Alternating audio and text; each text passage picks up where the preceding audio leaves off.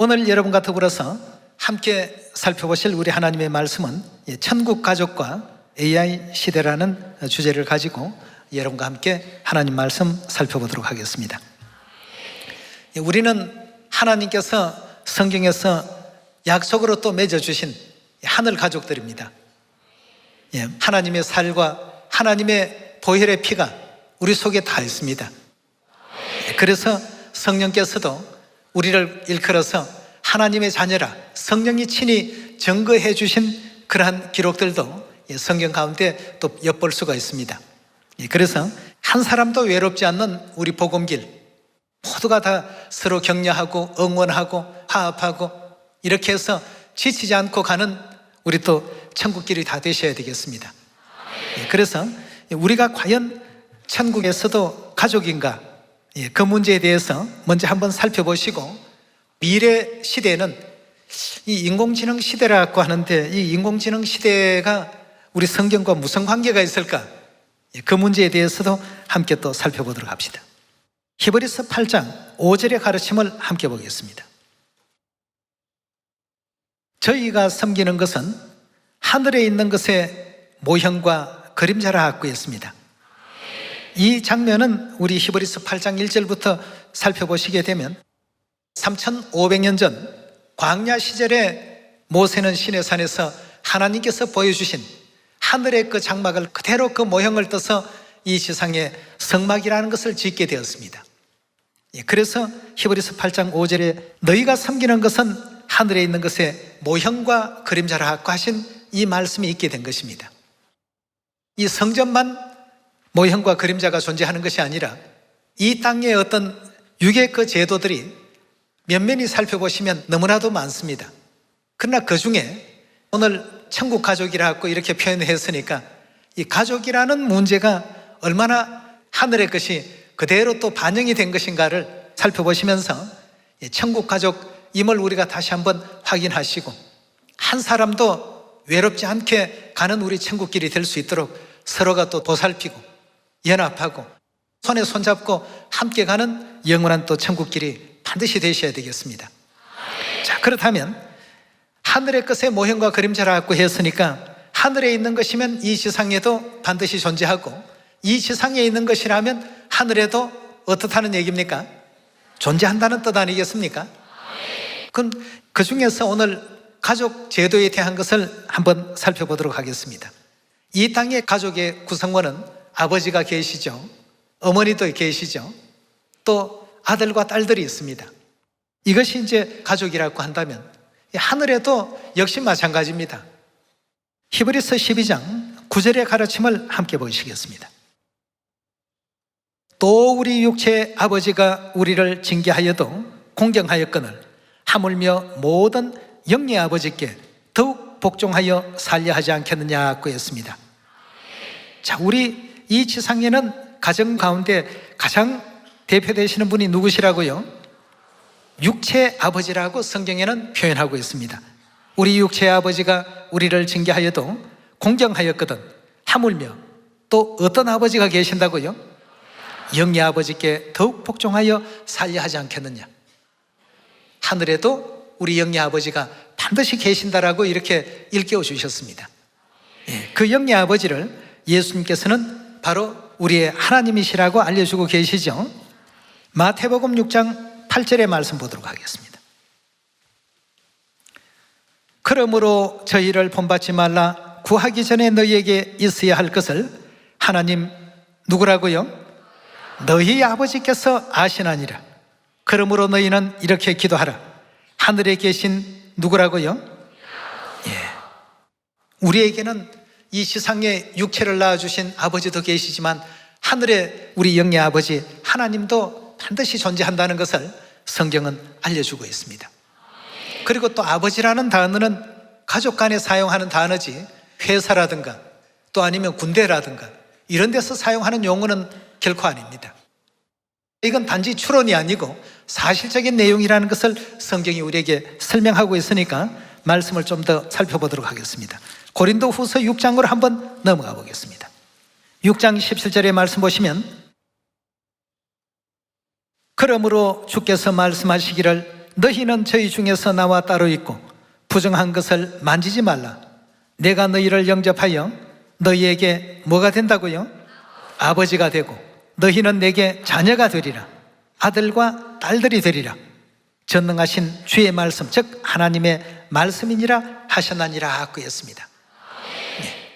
그렇다면 결국 하나님이 우리 아버지고 또 아버지라고 불러줄 자녀들이 분명히 있어야 되는데, 알고 보니 그 자녀들이 결국 누구였다고요? 하나님을 믿고 있는 이 세상의 우리들이 바로 하나님의 자녀라고 성경은 그렇게 일깨워주고 있습니다.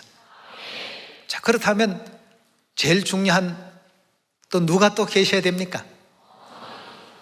그럼 이 지상의 제도를 보면 이 가정에는 어머니가 꼭 계십니다. 하늘 가정에도 누가 계셔야 될까요? 어머니가 아니 계신 하늘 가정은 더 이상 천국이 될 수가 없습니다. 여러분, 구정되면 어디 가십니까? 여행 가시는 분들도 계시고 다양하겠습니다만 대다수가 다 고향 가십니다. 그럼 고향 갔는데 아버지도 안 계시고 어머니도 안 계시고 아무도 없는 고향이라면 그 고향이 어떨까요? 가고 싶습니까? 고향이 아닙니다. 부모님이 반드시 계셔야 됩니다. 그렇듯이 이 지상의 제도는 하늘의 것의 모형과 그림자라고 했으니까 이 지상의 가족 제도 가운데 어머니가 계신다면 영의 세계도 하늘 어머니가 분명히 계셔야 됩니다. 세상 교회는 그냥 하나님을 입으로만 아버지라고 부르지만 우리는 정말 살과 피를 나눠주신 우리 아버지시고 어머니시고 또 살과 피를 나눈 믿음의 우리 형제 자매들이고 천국 가족들입니다. 그런 사실에 대해서 이 지상에 어머니가 계시는 것처럼 하늘의 어머니가 계신다는 것도 우리 한번 갈라디아 4장을 통해서 확인을 해봅시다. 4장 26절입니다. 오직 위에 있는 예루살렘은 자유자니 곧 우리 어머니라고 했습니다. 위에 있다라고 하는 것은 하늘에 있다는 뜻이죠. 이렇게 성경은 어머니의 존재를 분명히 우리 인류 인생들에게 깨우쳐주고 계시고 알려주고 있습니다. 자, 이처럼 이 지상의 가족 제도는 하늘 가정의 확실한 모형과 그림자라는 사실을 우리가 이해할 수 있고 깨우칠 수가 있습니다.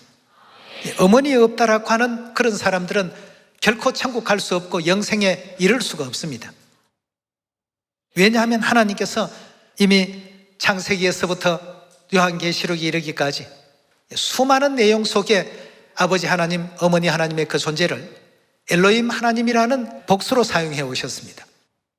혼자만 복음 일을 하시는 게 아니다는 것입니다. 늘 항상 함께 동행하시고 함께 운영하시고 함께 이끌어 주셔서 오늘의 또 우리 교회를 세계를 구원할 수 있는 위치에 세우시고 전 세계 국가에 지원이 활동할 수 있도록끔 하나님께서 만들어 놓으셨습니다. 그렇다면 하나님의 교회 형제 자매들을 하나님의 아들 딸들이라고 과연 그리 하셨는가? 그리 하셨습니다. 우리는 절대 한 식구라도 외롭게 해서 데려가는 어떤 천국길이 되지 말고 모두가 다 서로 돌보고 또 격려하고 용기 주고 또 지쳐있는 식구들이 있다면 힘을 내게 해서, 힘을 내게 하는 것은 육적인 어떤 물질로서 육적인 어떤 환경을 가지고 힘을 절대 우리는 낼 수 없습니다. 오직 하나님의 말씀을 계속 공급받아야 되겠죠. 말씀을 통해서 힘을 내시고 우리 천국 가족들이 과연 이 세상에 해야 할 일이 무엇인가? 우리 천국 가족들은 아버지 어머니께서 하시는 일을 우리가 같이 이렇게 따라서 하는 겁니다. 아버지 어머니 하시는 일이 무엇이겠습니까? 세계를 다 구원시키고 회개시키고 우리 잃어버린 형제자매 막내까지 다 찾아서 영원한 천국 데려가시기 위해서 이 땅에 오셨다고 되어 있지 않습니까?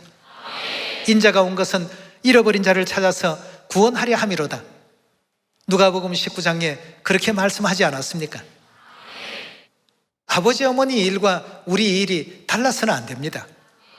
아버지 어머니 가시는 그 길이 우리가 가야 할 길이고 아버지 어머니께서 본보여 주신 그 길이 우리가 행해야 될, 실천해야 될 그 길이 아니겠습니까? 왜 우리를 성경에서는 천국 가족이라고 하는가? 이 땅의 가족 제도가 아버지와 어머니와 또 자녀들이 피로서 맺어진 그러한 관계라면 우리 하늘 가족은 어떻게 맺어졌을까요? 마찬가지겠죠. 왜냐하면 모형과 그림자라고 했으니까.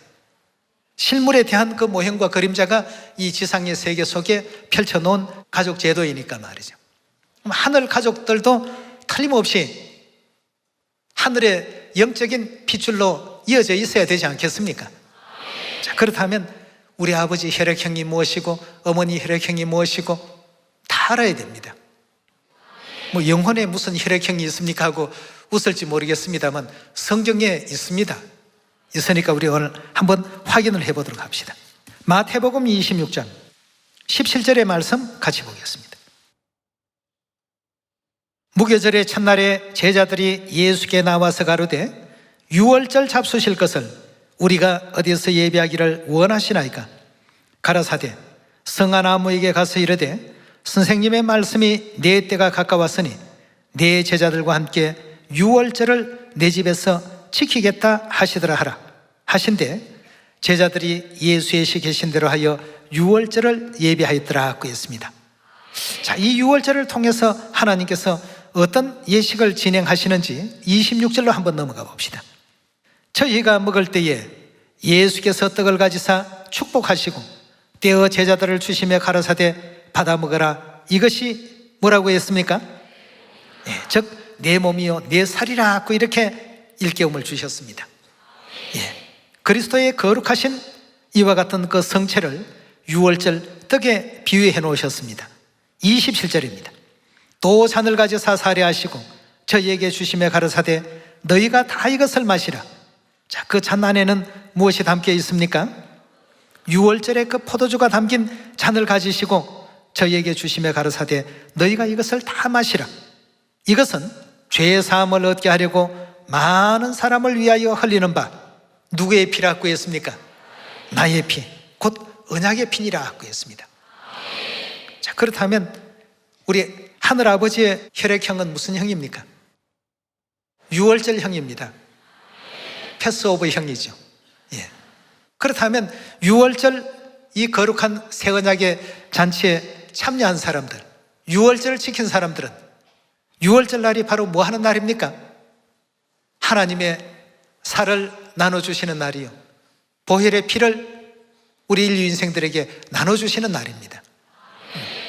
다시 말해서 하나님의 자녀가 되는 권세를 얻게 하는 날이 바로 유월절 날입니다. 근데 오늘날 세상 교회는 유월절이라는 것이 없습니다. 이상할 것 없습니다. 당연한 일이기 때문이죠.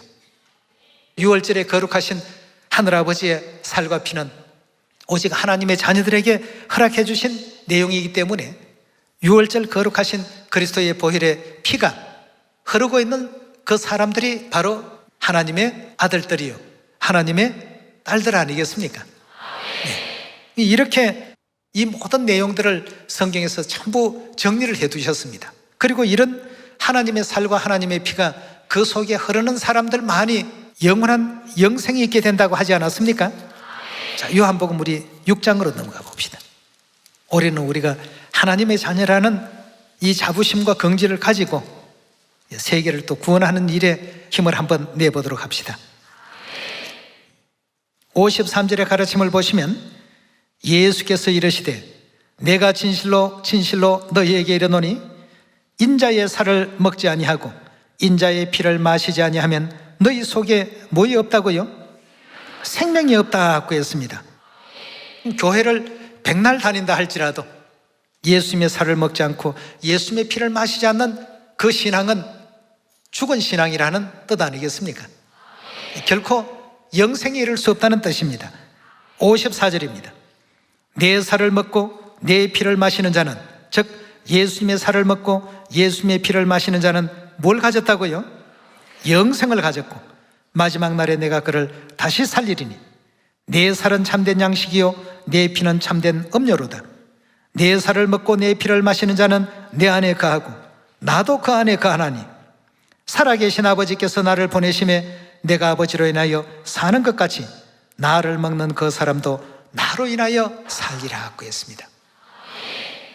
가족이라면 혈연관계인데 반드시 유월절 세언약 진리 안에 있는 사람들이 하나님을 아버지라 어머니라 부를 수 있는 자격을 갖춘 사람들이라는 뜻입니다. 이 사람들이 다 천국 가족들입니다. 그러면 우리 천국 가족들이 아버지께서 하시는 일, 어머니께서 하시는 그 일을 할 줄 알아야 됩니다. 아버지, 어머니께서는 뭘 하시든 나는 내 즐거운 내 일만 한다 하면 그건 이제 성경의 야곱과 에서의 얘기 가운데 야곱은 항상 어머니 일을 돕는 입장이었고 그래서 복을 받는 그런 인물이었고 에서는 항상 자기가 좋아하는 사냥이나 또 밖에서 노는 어떤 이런 것에 심취해 있는 사람입니다. 전혀 아버지 어머니 하는 일에 관심이 없습니다. 여러분, 우리가 에서 같은 사람이 되어야 되겠습니까? 야곱 같은 사람이 되어야 되지 않겠습니까? 야곱은 그 남자지만 엄마가 주방에서 하시는 일이 너무 힘들어 보이기 때문에 팥죽도 아주 맛있게 끓일 줄 아는 그런 입장이 되니까 에서가 밖에서 사냥터에 돌아다니다가 사냥을 하고 보니까 배가 많이 고팠습니다. 집에 돌아와서 동생이 죽을 쓰고 있으니까 야곱에게 가서 팥죽 한 그릇 달라고 했습니다. 야곱은 그냥은 안 된다. 형의 장자의 명분을 내게 줄 수 있느냐? 장자의 명분 준다면 뭐 팥죽 한 그릇 아니라 10그릇이라도 줄 수 있다 말이에요. 엄마 일을 돕다가 보니까 생긴 노하우였고 그 노하우를 통해서 결국 장자의 명분까지 얻을 수 있는 그런 기회가 주어지지 않았습니까? 지난날의 믿음의 선진들의 어떤 기록 가운데 등장하는 내용입니다만 이런 어떤 내용을 통해서 아버지 하시는 일, 어머니 하시는 일에 우리 모든 시온의 자녀들이 전부 동참해서 함께 가는 우리 또 천국 가족들의 삶이 되어야 되겠습니다. 그렇다면 아버지 어머니께서 하신 일이 누가복음 19장 10절에 보면 잃어버린 자, 즉 하늘나라에서 죄 짓고 이 땅으로 쫓겨내려온 그 영혼들을 구원시키고 회개시켜서 천국으로 데려가게 하시는 것이 우리 하나님의 뜻이라고 되어 있지 않습니까? 그 일에 여러분과 제가 최선을 다하셔야 되겠습니다. 하늘어머니께서 주셨던 말씀에 우리 천국 가족들이니까 한 사람도 외롭지 않는 이 복음길을 갈 수 있도록 서로 잘 돌보고 보살피는 우리 천국 가족이 되었으면 좋겠다는 뜻이 또 계시기 때문에 그 뜻을 우리가 받들어서 우리 형제 자매들도 서로 잘 챙기시고 잘 건사해서 한 영혼도 사단의 어떤 그 미혹이나 시험에 빠지지 않도록 천국을 바라보고 열심히 복받는 어떤 삶을 살 수 있도록 도울 수 있는 언니들이 되시고 또 오빠들이 되시고 또 누나가 되시고 동생들이 되시고 말이죠. 그렇게 해서 한 영혼도 낙오됨이 없는 그러한 가운데 천국 구원의 역사를 이루어가야 되겠습니다. 그럼 AI 시대라고 아까 제목에 뭐 때문에 그렇게 붙었습니까? 지금 시대가 인공지능 시대입니다. 인공지능 로봇들이 요즘은 공장을 다 점거하기 때문에 엄청나게 넓은 공장인데도 공장에 가면 사람 몇 명 없습니다. 자동차를 만드는 것도 뭐 전부 인공지능이 다 일합니다. 용접하는 데서부터 시작해서 그 생산하는 조립 라인이 전부 그 로봇 팔들이 일합니다. 사람이 필요 없어지는 시대가 됩니다. 그리고 우리나라 바둑기사 이세돌이라는 사람과 알파고 인공지능 컴퓨터가 서로 바둑 경기하는 것 전 세계 화제거리가 돼서 다 아마 알고 계시리라고 생각합니다. 사람의 어떤 지능을 뛰어넘습니다. 왜냐하면 사람은 한 번에 이렇게 생각하는 범위가 1초에 한 100가지를 생각한다면 인공지능은 1000가지, 10,000가지, 수십만 가지를 1초 내에 다 생각을 하기 때문에 말이죠. 그러니까 사람이 인공지능을 따라갈 수가 없습니다. 그런 생각을 하면서 저는 아버지 어머니께 너무 감사한 것이 이 설교 자리에 인공지능이 서가지고 설교를 했다. 자리를 인공지능이 와서 뺏는다고 한다면 우리가 할 일이 뭐가 있습니까? 인공지능이 돌아다니면서 이 24시간 잠도 안 자면서 전도하러 다닙니다. 우리는 자야 되고 먹어야 되고 뭐 쉬어야 되고, 이런 걸 생각하면서 보니까 이 시대에 우리에게 주신 이 시간이 얼마나 참 축복입니까? 이제 앞으로 전쟁을 해도 사람이 총 가지고 이렇게 전쟁하는 시대가 아닙니다. 로봇들끼리 서로 전쟁하는 그런 시대가 옵니다.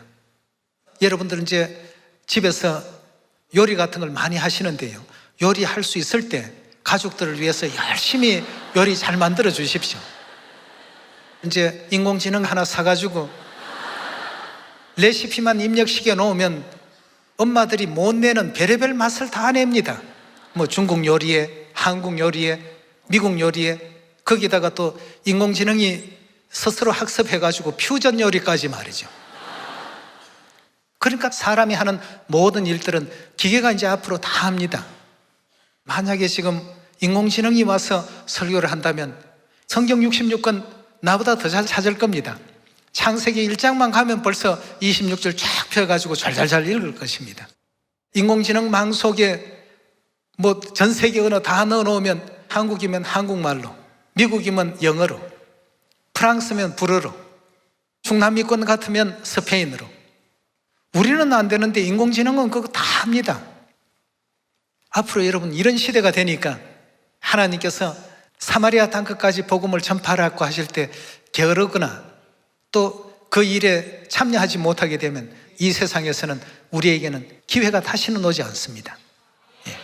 황당한 어떤 공상과학 얘기처럼 들릴지 모르겠습니다만 그렇지 않습니다. 큰 어떤 생산 라인이 있는 그 공장들은 거의 다 인공지능으로 다 대체합니다. 자동차도 앞으로 운전수 필요합니까?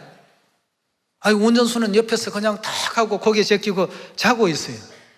자동차가 알아서 출발하고 알아서 위험을 감지해가지고 사람보다도 훨씬 더 사고율이 적게끔 떨어뜨립니다. 자동 항법 그 장치를 통해서, 운항 장치를 통해서 말이죠. 어디 가자고만 말만 하면 그 장소에 정확하게 다 데려다 줍니다. 사람이 점점 필요 없어져요. 이런 걸 생각하니까 복음하고 설교하는 이 일에 굉장히 참 아버지 어머니께 감사하더라고요. 그 시대가 오기 전에 불러주셨고, 그 시대가 오기 전에 이 자리에 또 설 수 있도록 해주셨고, 그 시대가 오기 전에 복음할 수 있는 기회를 주셨고, 올해부터인가 삼성에서 만든 휴대폰에는 이제 전 세계 언어가 거의 다 이제 탑재가 되어서 한국말만 하면 뭐 영어로 듣고 싶은 사람은 영어로, 불어로 듣고 싶은 사람은 불어로 다 들을 수 있는, 그것도 번역률이 거의 90% 이상 정확한 그런 내용이 나온다고 그렇게 그 언론에서는 소개가 되어 있는 입장입니다. 여러분 지금 모든 것은 할 수 있을 때 합시다. 하나님께서 능히 이런 어떤 그 세계 환경을 2000년 전부터도 만드실 수가 있었지만 오늘날까지 모든 것을 참아주시고 그런 기능과 그런 기술이 나오지 않도록끔 딜레이 시켜 주시고 오늘날 우리 시대에 우리가 이런 하나님의 일을 할 수 있는 기회를 지금까지 주어 오셨습니다. 근데 이 기회를 지금 많은 사람들이 잃고 있어요. 이제 이 시대가 5년이나 한 10년만 더 갔다고 한다면 이 시대가 어떻게 될지 모릅니다. 뭐 지금은 이제 퀵 서비스 시대 해서 이제 뭐 오토바이로 배달을 합니다만 이제 드론이 집집마다 모든 물건들을 다 배달하는 그런 시대가 되고, 자, 이러니 할 수 있을 때 여러분들 다 힘써합시다. 요리도 해드릴 수 있을 때 하십시오. 알파고만 갖다 놓으면 이제 그 요리사는 더 이상 필요가 없습니다. 뭐 유럽 스타일로 먹고 싶으면 유럽 스타일로 먹고 남미 스타일로 먹고 싶으면 재료만 넣었다 하면 다 해주니까 말이죠. 참 놀랍지 않습니까? 저는 AI 시대가 온다는 그 내용을 보고는 정말 참 하나님께 감사도 드리고 간이 툭 떨어지는 느낌이 들었습니다. 시대가 벌써 이런 시대구나. 이걸 2000년 전으로 앞당길 수도 있었지만 우리에게 이런 어떤 축복의 기회를 주시기 위해서 이렇게 이 시대를 연장을 시켜 놓으셨구나 말이에요.